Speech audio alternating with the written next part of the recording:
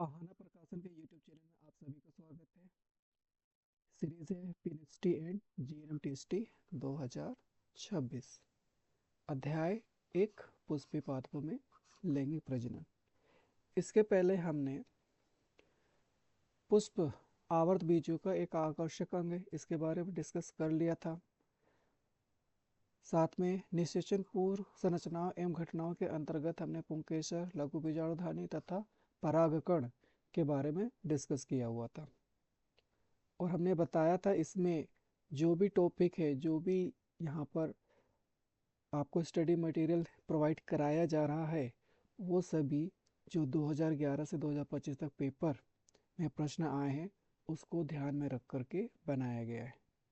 और 2011 से 2025 तक जितने भी प्रश्न आए हुए हैं उन प्रश्नों के आंसर इस सभी अध्ययन सामग्री में आपको मिल जाएंगे। आज हम स्त्री केसर, गुरु बीजाणुधानी तथा भ्रूणकोश इस पर डिस्कस करेंगे और हो सके तो आगे के टॉपिक भी। तो हम बात करने जा रहे हैं स्त्री केसर या पिस्टिल के बारे में। तो आपको ये आ वाला जो डायग्राम दिख रहा है ये है स्त्री केसर, अंग्रेजी में इसे पिस्टिल या फिर कार्पल कहते हैं, ठीक है ना। तो आप ये देख रहे हैं कि ये स्त्री केसर है जिसके सबसे ऊपर आपको ये मिलेगा वर्तिकाग्र, ये वाला पार्ट है वर्तिकाग्र। ये पंचतई है, 1 2 3 4 5 आपको वर्तिकाग्र दिख रहे हैं। और इसको अगर आप काटोगे अंडाशय को तो यहाँ पर 5 अंड मिलेंगे, ठीक है ना। अब वर्तिकाग्र के नीचे देखेंगे तो इतना लंबा भाग जो है वो वर्तिका कहलाता है, ठीक है। और सबसे नीचे फूला हुआ भाग जो पुष्पासन के ऊपर है वो कहलाता है अंडाशय। अब इसकी बात किया जाए तो एक से अधिक हो सकते हैं, और अगर सभी जुड़े हुए हैं तो इसे कहेंगे युक्तांडपी, और अलग अलग है तो इसे कहेंगे विक्तांडपी। अलग अलग है तो विक्तांडपी, और अगर जुड़ा हुआ है तो युक्तांडपी कहलाता है। सिनकार्पस एपोकार्पस, इसे अंग्रेजी में सिनकार्पस कहते हैं, इसे एपोकार्पस कहते हैं, ठीक है ना। और इसके अंदर आपको ये मिलेगा बीजांड, ठीक है। इस डायग्राम के बारे में डिस्कस कर ले, फिर थ्योरी पढ़ेंगे तो हमको समझने में आसानी होगा। ये वाला पार्ट जो रहता है देखा जाए तो ये इस टाइप से है, ऐसा, इसे उल्टा कर दिया है, ठीक है ना। तो सबसे नीचे वाला भाग जो है ये जो यहाँ पर ये दिख रहा है ये प्लेजेंटा आपरा से जुड़ा रहता है। आपरा से आगे बढ़ोगे तो ये फिनिकल, ये कहलाता है फिनिकल, ठीक है ना। और आगे बढ़ेंगे तो ये कहलाता है हाइलम, ठीक है, हाइलम कहलाता है। हिंदी में कुछ और नाम है, हम आगे बताएंगे, पहले डायग्राम को देख लेते हैं, ठीक है। तो ये दो भाग हो गए, एक हो गया फ्यूनिकल, ठीक है ना, ये हो गया हाइलम हो गया, और ये पूरा भाग मान के चलो ओव्यूल है, बीजांड है, ठीक है ना। तो ये पूरा बीजांड, और ये जो फिनिकल का जो संधि वाला भाग है वो कहलाता है हाइलम, ठीक है ना, हाइलम कहलाता है। अब ये ओव्यूल बीजांड की बात किया जाए तो यहाँ पे दो, एक ये और एक ये, ठीक है, आवरण है, बाह्य आवरण अंत आवरण। ये पूरा कवर नहीं है, इस जगह पर खुला हुआ है, तो इसे कहते हैं बीजांड द्वार। ये आ गया बीजांड द्वार हो गया, ठीक है। इस बीजांड द्वार के उल्टे में ये वाला भाग जो रहता है कहलाता है कैलजल सिरा या निभागी सिरा, ठीक है, ये वाला निभागी सिरा हो गया। अब ये दो जो बाह्य और अंत आवरण है इसके अंदर आपको मिलेगा बीजांड काय, अंग्रेजी में न्यूसेलस कहते हैं, ये आ गया बीजांड काय, ठीक है। इस बीजांड काय के अंदर आपको मिलेगा ये भ्रूण कोश, ठीक है ना, भ्रूण कोश, जिसके अंदर अंड की संरचना आपको प्राप्त होगी, जो आगे देखेंगे। तो ये जो भी डायग्राम का हमने नाम लिया है इसके बारे में अब थ्योरी में हम पढ़ लेते हैं। तो स्त्री केसर जायांग पुष्प के स्त्री जनन अंग का प्रतिनिधित्व करता है। तो जायांग किससे मिलकर बना? स्त्री केसर से, ठीक है। जायांग एक स्त्री केसर एकांडपी या बहु स्त्री केसर बहुअंडपी या मल्टी कार्परी हो सकते हैं। बहुअंडपी स्त्री केसर के आपस में संगलित को युक्तांडपी अंग्रेजी में सिनकार्पस हो सकते हैं, या फिर आपस में स्वतंत्र तो विक्तांडप अंग्रेजी में एपोकार्पस कहते हैं। प्रत्येक स्त्री केसर में 3 भाग होते हैं, पहला है वर्तिकाग्र स्टिग्मा, दूसरा वर्तिका स्टाइल और तीसरा अंडाशय ओवरी। वर्तिकाग्र पराग कणों के अवतरण मंच का काम करता है, जो सबसे ऊपर है। वर्तिका एक दीर्घीकृत पतला भाग है जो वर्तिकाग्र के नीचे होता है, ठीक है, ये भी हमने देख चुका है। स्त्री केसर के आधार पर फूला हुआ भाग अंडाशय होता है। अंडाशय के अंदर एक गर्भाशय गुहा कोष्ठक लोक्यूल होता है। अंडाशय के अंदर लोक्यूल है। गर्भाशय गुहा के अंदर की ओर अपरा नाड़ या प्लेजेंटा स्थित होता है, ठीक है ना। प्लेजेंटा की बात की हमने, जिसे अपरा या नाड़ कहते हैं। अपरा से उत्पन्न होने वाले दीर्घ बीजाणुधानी समानता बीजांड कहलाती है, ठीक है। अब प्रेजेंटस तो आगे की संरचना क्या कहलाएगी, बीजांड कहलाती है। एक अंडाशय में बीजांडों की संख्या एक, जैसे गेहूं, धान, आम से लेकर अनेक, अनेक मतलब पपीता, तरबूज, ऑर्किड, इसमें पाए जाते हैं। तो ये नाम याद रखना है कि एक बीजांड किसमें पाया जाएगा, गेहूं, धान, आम, और अन्य किसमें पाया जाएगा, पपीता, तरबूज तथा ऑर्किड। तो डायग्राम हमने देख लिया था। ये आ गया वर्तिकाग्र पराकण का अवतरण मंच, फिर उसके नीचे वर्तिका और सबसे नीचे पुष्पासन के ऊपर फूला भाग क्या कहला रहा, अंडाशय। साथ में जुड़ा हुआ है, अगर एक से ज़्यादा स्त्री केसर है और जुड़े हुए हैं तो युक्तांडपी, और अलग है तो विक्तांडपी। और प्लेजेंटा के आगे का ये पूरा भाग क्या कहलाएगा, ओव्यूल कहलाता है, बीजांड कहलाता है। अब गुरु बीजाणुधानी बीजांड, इसकी बात करें तो अब ये जो है इसकी पूरी संरचना के बारे में डिस्कस होने वाला है। सारे नाम हमने देख चुके हैं। प्लेजेंटा का आगे फ्यूनिकल है, फिर हाइलम आ गया, ठीक है ना। फिर इसके बाद दो आवरण हैं, बाह्य और अंत आवरण हो गया। फिर जो पूरा कंप्लीट नहीं है, जो पार्ट भाग खुला रह गया, वो बीजांड द्वार कहला रहा है। उसके उल्टे में यहाँ पर आपको केलजल सिरा या निभागी सिरा मिल रहा है, ठीक है ना। अब दो जो अंत आवरण, बाह्य आवरण, अंत आवरण के अंदर यहाँ पर आपको बीजांड का या न्यूसेलस मिल रहा है, और उसके अंदर है भ्रूण कोश। अब यही सब इस थ्योरी में देखने को मिलेगा। तो गुरु बीजाणुधानी बीजांड, गुरु बीजाणुधानी जिसे बीजांड भी कहा जाता है, पौधों में मादा प्रजनन संरचना है। यह एक ऐसा अंग है जिसमें गुरु बीजाणु मेगास्पोर का निर्माण होता है, ठीक है ना। तो ये गुरु बीजाणुधानी में मेगास्पोर का निर्माण होता है। गुरु बीजाणु बदले में मादा युग्मोद्भिद में विकसित होता है, जो मादा युग्म को पैदा करते हैं। बीजांड एक छोटी सी संरचना है जो एक व्रंत या डंठल, जिसे बीजांड व्रत फ्यूनिकल कहते हैं। फ्यूनिकल की बात हो तो प्लेजेंटा का आगे द्वारा अपरा प्लेजेंटा से जुड़ी होती है। प्लेजेंटा का आगे क्या है, बीजांड व्रंत या फ्यूनिकल है। बीजांड आमतौर पर बीजांड काय न्यूसेलस के बीजांड द्वारी माइक्रोपायलस क्षेत्र में एकल गुरु बीजाणु मात्र कोशिका में अंतर करता है, ठीक है। जो बीजांड है, हमने इस एक डायग्राम देखा था, इस डायग्राम में ये बीजांड काय आ गया। बीजांड काय के बीजांड द्वारी क्षेत्र, इसकी बात कर रहा है यहाँ पे। क्या कह रहा है, बीजांड आमतौर पर बीजांड काय के बीजांड द्वारी क्षेत्र में एक एकल गुरु बीजाणु मात्र कोशिका में अंतर करता है। यह कोशिका सघन जीवद्रव और एक स्पष्ट केंद्र के साथ एक बड़ी कोशिका होती है।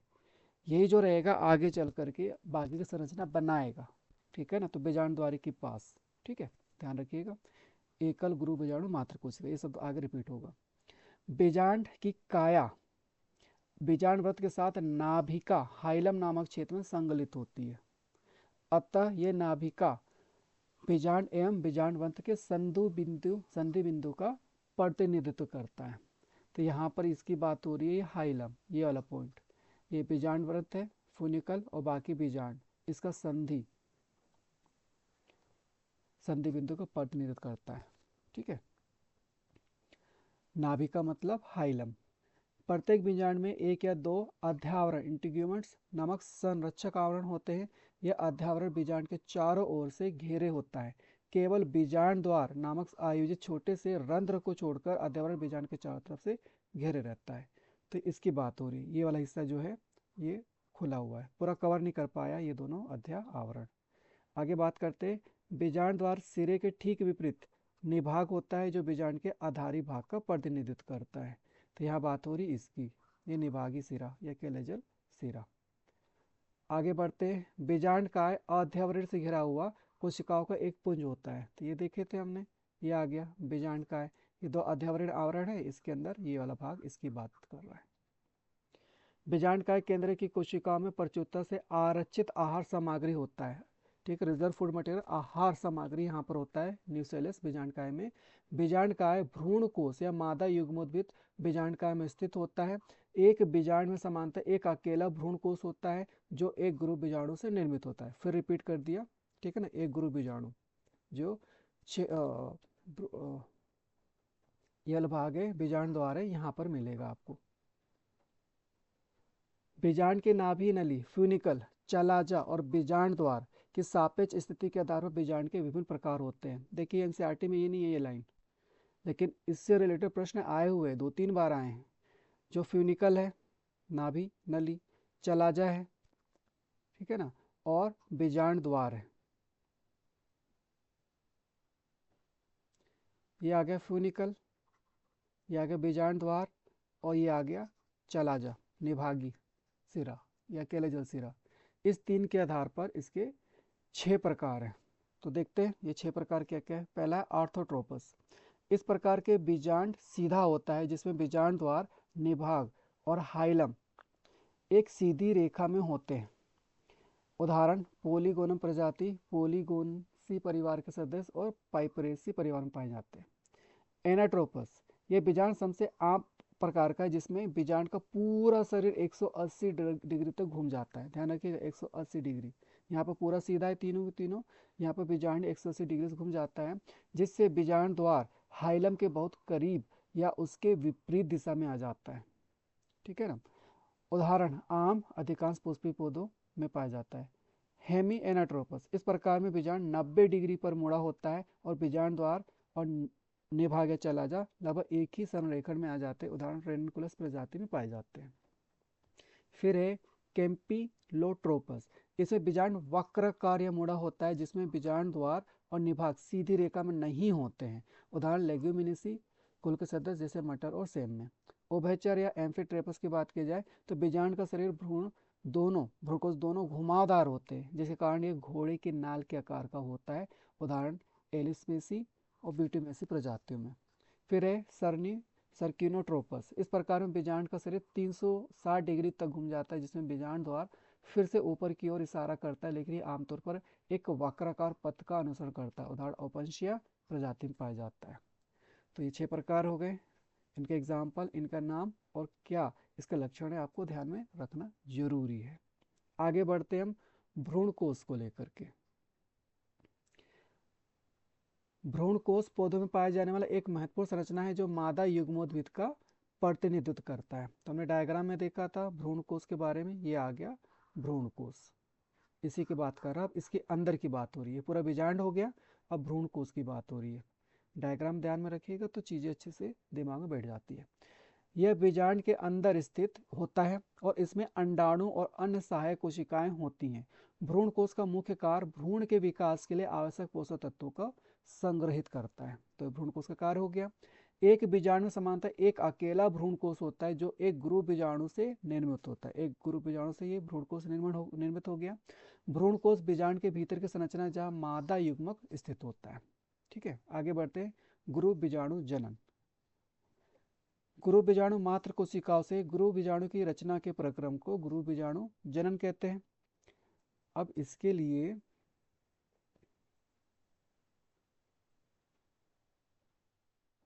ये डायग्राम देख लिए, जो बीजांड काय है उसके अंदर भ्रूणकोश हो गया। हमने बात किया था एक गुरु कोशिका, सक्रिय कोशिका, वो ये आ गया, ठीक है। कहाँ पर? बीजांड द्वारी क्षेत्र के पास है, वो एक है। इसका अर्धसूत्री विभाजन होगा, ध्यान रखिएगा, इसी का अर्धसूत्री विभाजन होता है 1 से 2 और 2 से यहाँ पर आपको 4 मिल जाएंगे, ठीक है। तो गुरु बीजाणु चतुष्ट बन गया है, लेकिन एक ही गुरु बीजाणु जो रहेगा वो सक्रिय रहेगा, बाकी 3 जो रहेंगे वो नष्ट हो जाएंगे, ठीक है ना। फिर उसका जो एक बचा रहेगा उस एक में समसूत्री विभाजन होगा। जो एक रहेगा 1 से 2, 2 से 4, 4 से 8, जब तक ये विभाजन होगा यहाँ पर कोशिका भित्ति नहीं बनेगी।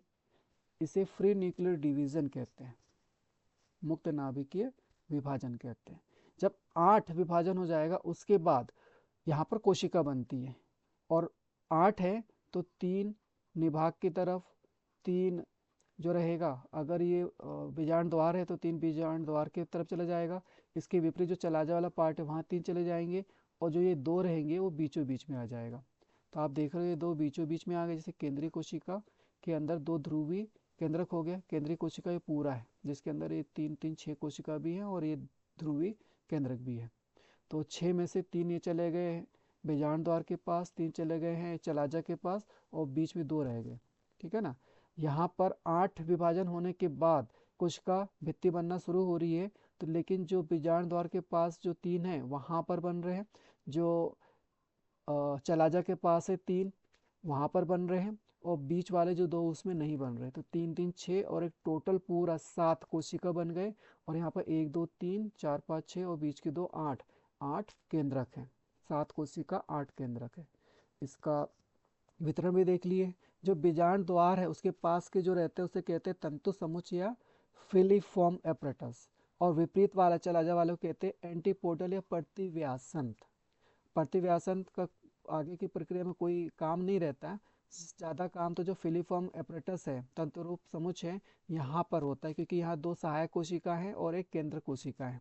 तो जो एक दो सहायक कोशिका और एक अंड कोशिका है, तो अंड कोशिका का निवेजन होगा, निषेचन होगा। ठीक है। तो युग्मनज बनेगा, आगे प्रक्रिया होगी। दो सहायक कोशिका में से एक नष्ट हो करके ये केमिकल छोड़ता है जो पराग नलिका को दिशा निर्देश करता है, जो हम आगे देखेंगे। अब यहाँ एरो जो बना है ये बीजांड द्वार को प्रतिनिधित्व करता है। ये एरो यहाँ पर उल्टा हो गया, तो ये वाला पार्ट जो है नीचे आ गया और ये वाला पार्ट ऊपर चला गया। तो ये प्रतिव्यासंत, ये आ गया प्रतिव्यासंत, ये तीन हो गए। ठीक है ना। ये आ गया, ये तंतुरूप समुच्चय वाला भाग इधर आ गया, तंतुरूप समुच्चय। यहाँ पर आपको दिख रहा है ये दो सहायक कोशिका है और ये आपको अंड एक सेल एक कोशिका दिख रहा है, और यहाँ ध्रुवीय केंद्रक आपको ये दो दिख रहे हैं। ठीक है ना। तो 1 2 3 4 5 6, ये 6 कोशिका और एक बड़ी कोशिका 7, और 6 केंद्रक और ये 2 केंद्रक 8 केंद्रक। जितना इस डायग्राम के बारे में चर्चा किया है बताया हमने, उसको आप डिटेल में थ्योरी में देख लेते हैं। सभी जो अभी हमने बात किया वही की वही रिपीट होने वाला है। तो बात हो रही है गुरु बीजाणु जनन को लेकर। तो गुरु बीजाणु मात्र कोशिकाओं से गुरु बीजाणु की रचना के प्रक्रम को गुरु बीजाणु जनन कहते हैं। तो गुरु बीजाणु की रचना करना है, इसी को गुरु बीजाणु जनन कहते हैं। अब कैसे होता है देखते हैं। बीजांड प्राय एक अकेले गुरु बीजाणु मात्र कोशिका से बीजांड काय के बीजांड द्वारी क्षेत्र में विलग होता है। ये लाइन शुरू में हमने देखा था। ठीक है ना, इसलिए बोला था, ध्यान रखिएगा। यह एक बड़ी कोशिका है जो सघन जीवद्रव्य में समाहित एवं सुस्पष्ट केंद्रक युक्त होती है। सेम टू सेम रिपीट हुआ है सेंटेंस। पुष्पी पौधों में यौन प्रजनन के दौरान गुरु बीजाणु का उत्पादन अर्धसूत्री विभाजन द्वारा होता है, अर्थात गुरु बीजाणु मात्र कोशिका अर्धसूत्री विभाजन से गुजरती है। तो अर्धसूत्री विभाजन कहाँ हो रहा है ये ध्यान रखना है। अर्धसूत्री विभाजन के परिणाम स्वरूप 4 गुरु बीजाणु का उत्पादन होता है। तो ये जो डायग्राम था 1 से 2 और 2 से 4, इसी की बात हो रही है। अब आगे बढ़ते हैं। तो यहाँ पर 4 गुरु बीजाणु का उत्पादन होता है। अब स्त्री मादा युग्मोद्भिद, इसकी बात करते हैं। इसी का आगे बढ़ते हैं हम। अधिकांश पुष्पी पादपों में गुरु बीजाणु में से एक कार्यशील होता है। 4 बने थे तो 4 में से एक कार्यशील होता है, जबकि अन्य 3 अपविकसित या अपभ्रष्ट हो जाते हैं। केवल कार्यशील गुरु बीजाणु स्त्री युग्मोद्भिद के रूप में विकसित होती है। एक अकेले गुरु बीजाणु से भ्रूण कोष के बनने की विधि को एक बीजाणु विकास कहा जाता है, मोनोस्पोरिक डेवलपमेंट। आगे बढ़ते हैं। क्रियाशील गुरु बीजाणु के केंद्रक समसूत्री विभाजन, अब यहाँ पर समसूत्री विभाजन आ गया, के द्वारा 2 केंद्रिकी बनाते हैं जो विपरीत ध्रुव की ओर चले जाते हैं और 2 न्यूक्लिएट या केंद्रिकी भ्रूणकोश की रचना करते हैं। 2 अन्य क्रमिक समसूत्री केंद्रिकी विभाजन के परिणामस्वरूप 4 और तत्पश्चात 8 केंद्रिकीय न्यूक्लिएट भ्रूणकोश की रचना करते हैं। 1 से 2, 2 से 4, 4 से 8। ये सूत्री विभाजन सही अर्थों में मुक्त केंद्रक फ्री न्यूक्लियर है, जो केंद्रिकी विभाजन से तुरंत ही कोशिका भित्ति रचना द्वारा नहीं अनुपालित किया जाता है। ठीक है ना। यहाँ तक जब तक 8 बना नहीं है तब तक कोशिका भित्ति नहीं आई है, यही बोल रहा है। इसीलिए इसे कहते हैं मुक्त केंद्रिकीय। आगे बढ़ते हैं। 8 न्यूक्लिएट चरण के पश्चात कोशिका भित्ति की नींव पड़ती है। जब 8 विभाजन हो जाएगा, 8 केंद्र बन जाएंगे, उसके बाद नींव बनना शुरू होगा, जो विशिष्ट या प्रारूपी मादा युग्मोद्भिद या भ्रूणकोश के संगठन का रूप लेती है। 8 में से 6 न्यूक्लियाई भित्ति कोशिका से घिरी होती है। 8 में से 6, ध्यान रखिएगा, 8 है केंद्रक, लेकिन 6 न्यूक्लियाई कोशिका भित्ति से घिरी होती है और कोशिका में संयोजित रहते हैं। शेष बचे 2 न्यूक्लियाई या केंद्रक या ध्रुवीय न्यूक्लियाई कहलाते, जो अंड उपकरण के नीचे बीच बड़े केंद्रीय की कोशिका में स्थित होते हैं, इनमें कोशिका भित्ति नहीं बनी है। तो यहाँ पर 6 न्यूक्लाई भित्ति कोशिका से बना लिए, 6 कोशिका ये हो गया, और एक बड़े केंद्रीय कोशिका, 6 एक साथ ये कोशिका हो गया। और केंद्र कितने हैं आपके पास? 8। ये कई बार प्रश्न पूछा है। नोट, एंजियोस्पर्म में भ्रूण थैली एक एकल कार्यात्मक मेगास्पोर से मुक्त नाभिकीय विभाजन की एक श्रृंखला के माध्यम से विकसित होती है, जिसके बाद कोशिका भित्ति का निर्माण होता है। विशेष रूप से कार्यात्मक मेगास्पोर कोशिका भित्ति निर्माण के बिना 3 माइटोटिक विभाजन से गुजरता है, जिसके परिणामस्वरूप 8 नाभिक की अवस्था होती है। फिर कोशिका भित्ति का निर्माण होता है, जिसमें 7 कोशिका 8 नाभिकीय भ्रूण थैली का संगठन होता है। यह प्रश्न आया हुआ है। 3 समसूत्री विभाजन हो रहे, 1 से 2, फिर 2 से 4, 4 से 8, 3 समसूत्री विभाजन। ठीक है। भ्रूण कोश के अंदर कोशिकाओं का वितरण विशिष्टपूर्ण होता है, विशिष्टपूर्ण होता है। वितरण की बात कर रहा है, ठीक है ना। डायग्राम फिर दिखा दे। 3 यहाँ पर है प्रतिव्यासन, 3 कहाँ पर है? बेजान द्वार के पास, और 2 बीच की तरफ है। इसी की बात कर रहा है। भ्रूण कोश के अंदर कोशिका वितरण विशिष्टपूर्ण होता है। बेजान द्वार सिरे पर 3 कोशिकाएं एक साथ समूहीकृत होकर अंड उपकरण या समुच्चय का निर्माण करते हैं। तो बेजान द्वारी सिरे के पास में जो 3 कोशिकाएं हैं, ठीक है ना, उसे क्या कहेंगे हम? अंड उपकरण या समुच्चय। अंड उपकरण या अंड समुच्चय कहते हैं। इस अंड या अंड उपकरण या अंड समुच्चय को अंग्रेजी में फिलीफॉर्म एपरेटस भी कहा जाता है, ठीक है ना, के अंतर्गत 2 सहायक कोशिका हैं और एक अंड कोशिका निहित होती है। ठीक है। तो फिलीफॉर्म एपरेटस या अंड उपकरण या अंड समुच्चय जो रहता है, इसमें सहायक कोशिकाओं का एक प्रमुख अभिलक्षण होता है। ठीक है। तो ये हर एक लाइन अपने आप में इंपॉर्टेंट है। तो जो फिलीफॉर्म एपरेटस कहाँ मिल रहा है, या अंड समुच्चय अंड उपकरण कहाँ मिल रहा है आपको? बीजांड द्वारी सिरे पर। कितनी कोशिकाएं हैं? 3 कोशिकाएं, 2 सहायक कोशिकाएं हैं और एक अंड कोशिका है। बीजांड द्वारी छोर, जिसे तंतु समुच्चय कहते हैं, पर एक विशेष सहायक कोशिका स्तूलन होने लगता है, जो सहायक कोशिकाओं में पराग नलिकाओं को दिशा निर्देश प्रदान करने में महत्वपूर्ण भूमिका निभाता है।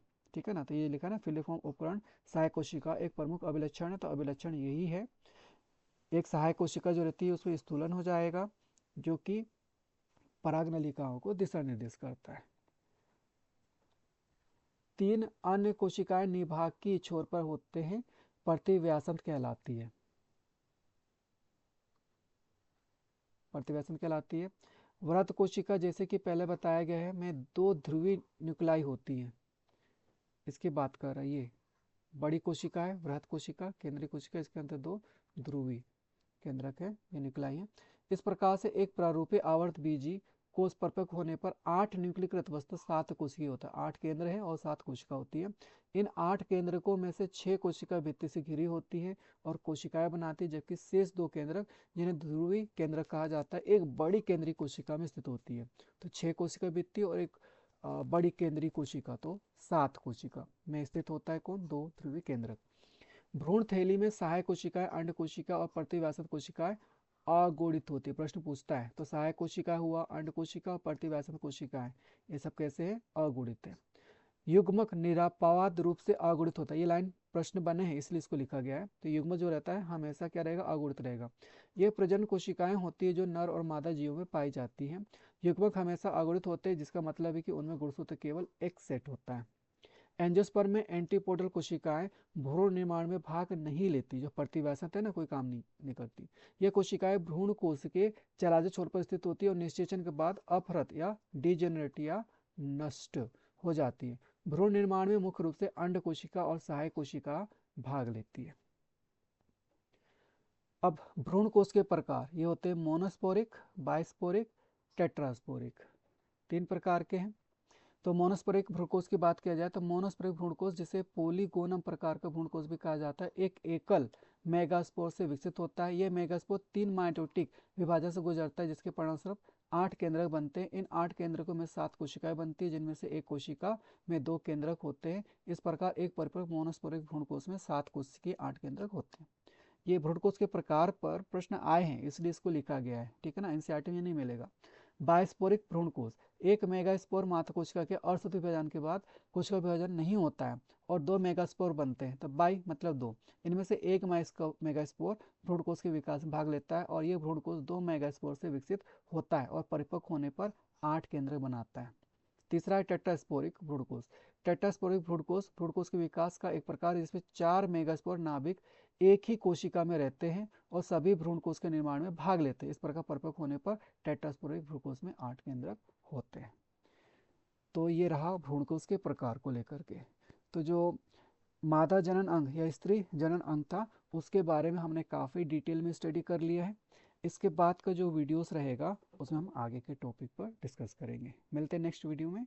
धन्यवाद।